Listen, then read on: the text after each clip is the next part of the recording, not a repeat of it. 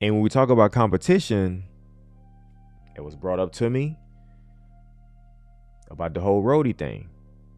Okay. And there's a subset of drivers that are upset. They reached out to me and say, look, man, hey, Article 1, hey, this is a violation of Article 1. I was like, okay. The contract is a violation of Article 1. Look, I get it. I get it.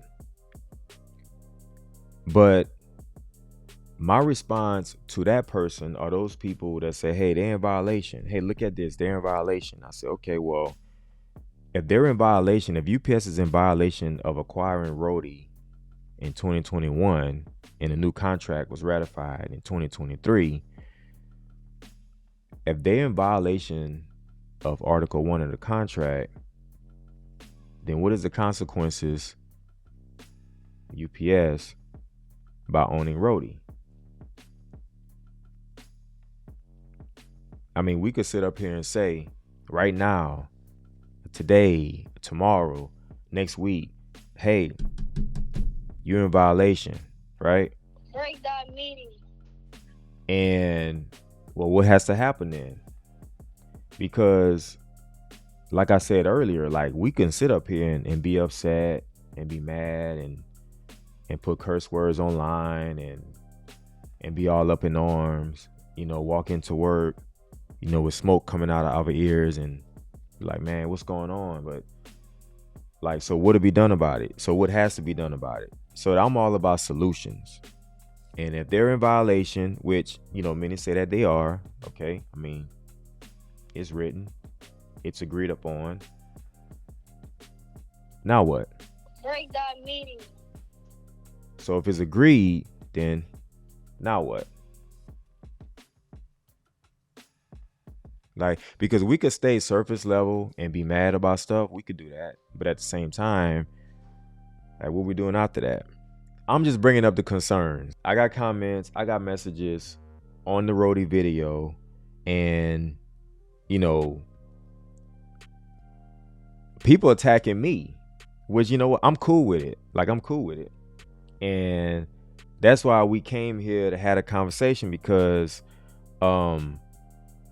like, don't be upset at me because I'm not UPS. I spoke on it, I made a video. Y'all bringing up Article 1. Okay, cool. So let's just say, hypothetically, we'll play the hypothetical scenario. Let's say hypothetically it is a violation. Okay, so we establish, hypothetically, that it is a violation. And like I said before, now what? Because it does seem that there's times where the contract is violated and nothing is done. And stuff might be done behind the scenes, but it's never really brought to the light. And so I would ask again, okay, now what? And what happens after that if it is deemed a violation? I would also ask, and this is me, you know what? Like, you can go to any news channel. You can even find some YouTubers or whatever who don't even work for UPS, who they took some business classes in college. That's cool. You know what I mean? You might go to those channels and be like, oh man, they talking about UPS and economics and all of that stuff. That's cool. But at the same time, they don't see it. We do. But here at Brick Dot Media, I like to get into the weeds. I would want to know why. And so my question would be, well, why did they buy Roadie in the first place? I'm not saying they shouldn't have, but instead of being upset and mad that it might be a violation of Article 1, which, it might be, but, some people say it's not. I don't know. All I'm saying is that hypothetically, if it was a violation, my next question is why UPS bought it in the first place. Because when it comes to competition, y'all know about this. When it comes to competition, and when it comes to a monopoly in the United States of America, Y'all see it. Big companies be trying to merge and they get shot down by the government, right?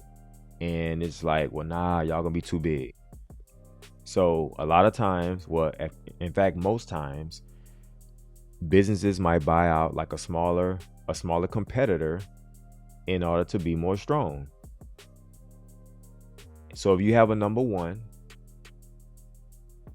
buys out a number five or six, right? They can try to keep their dominance over the number two and three. Or if you're a number two and you buy out or you merge with the number five or the number six in order to push to give the number one more competition, that happens all the time. Now, what they won't let happen is obviously a number one and two, or even a one and three merge together and then just be a powerhouse. But it happens all the time. Now, I know most scenarios don't have labor contracts. I get it. It's rare. It's rare to have a labor contract. So this is different. I get it. I'm just saying the reason why they bought it in the first place. And I got a message saying, well, they bought a competitor. If you the big dog, if you big dog on the block, right? And you buy out the little puppies on the block, or maybe two puppies on the block, you know? Like now you got some puppies. But you still the big dog. And so it might make you a bigger dog.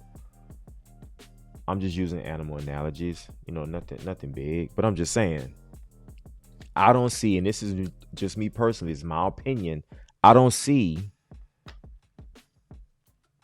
it being a problem because it's a smaller competitor. Now, I have another question. So the question is like, well, if UPS wanted to buy FedEx, and I know it will probably never happen.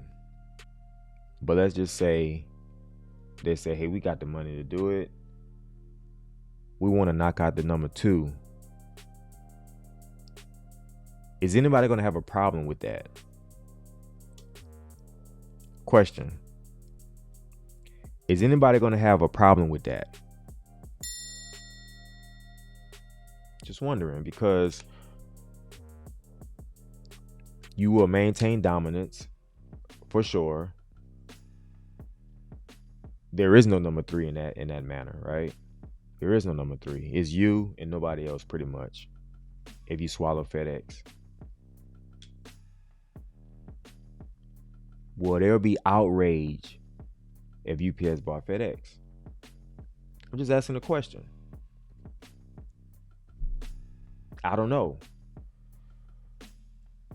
Because what happens is, regardless whether it's in a violation of the contract or not, will it be the same outrage as it is now? And I'm not saying there's a lot of outrage. I'm just speaking on the few comments and messages I got on a Roadie video. See, and so we report on stuff, but we got to dive a little deeper and see, hey, what does this mean and why? And it's not all negative either. It's not all negative. There's a lot of positivity, man, which I like positivity, but I don't shy away from the negativity. Now, I don't engage it. I just like, oh, okay, well, that's cool. Let's try to figure some stuff out. But I'm not afraid of anything. But whatever happens, I mean, we're going to see what happens, but me personally, I don't think it's a big deal. Now, I was also ran this scenario. And this person said that, hey, well, what happened in 2028 when there's a new contract negotiations? I said, okay, all right, I follow you. So what would happen in 2028 with the new contract, if in fact they just, they push us out and be like, well, we're going to wait. If y'all want to strike, y'all can go ahead and strike. And we're going to just use these other Roadie people over here, which, look, I done seen the Roadie people. Hey, shouts out to them. I'm not throwing shade. I done seen them. Yo, Hey, we did a video on them, but hey, y'all, go ahead. I don't think it could happen, but you know. So the scenario was presented. I say, oh well, whatever happens in 28 is gonna happen in 28. You know what I mean? Like I'm not worried about that. Me personally, I'm not saying you shouldn't. I'm not worried about that. Whatever's gonna happen is gonna happen. We can't make UPS do anything. UPS and Team says they have an agreement. I get it. If the agreement gets violated by, whatever reason, then they got to deal with each other. I mean, I see drivers violate the contract every day. You know what I'm saying? I'm just saying. I see management violate the contract every day. Y'all see it too. And so what's the consequences? Like if we just violating the contract, and I'm not saying the Article 1 stuff is in violation when it comes to Roadie, but I mean, if we talking about the contract violations, I mean, that's flying everywhere. Everybody's violating, except for me. No, I'm joking. But I'm just saying, like seriously, like. So where do we draw the line? Break that